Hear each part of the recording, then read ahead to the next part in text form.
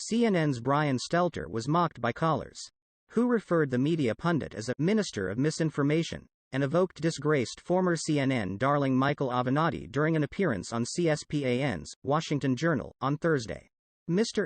Stelter is the biggest minister of misinformation I have ever heard, and I'm a news junkie, a caller identified as Kevin from Indiana told the liberal CNN host. This gentleman told the American people, and his news organization, for 4 years that there was Russia collusion, and actually, after all the $35 to $40 million and government investigation, we come to find out there was zero collusion from the Trump administration and Russia. The caller continued. His stories absolutely evolve. Stelter, who is regularly lampooned and often referred to as the media's hall monitor, was polite when faced with direct criticism. "Thank you for the feedback, I appreciate it," Stelter said.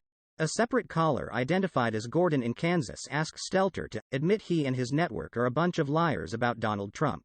Callers weren't done attacking Stelter, as Rick from Georgia then brought up one of CNN's most embarrassing blunders.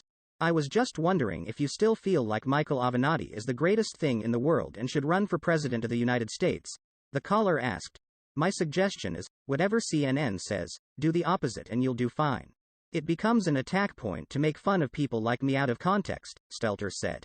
Another caller said Stelter was shameless, while yet another called CNN a joke. The liberal CNN host smiled through much of the criticism, often defending his network in the process.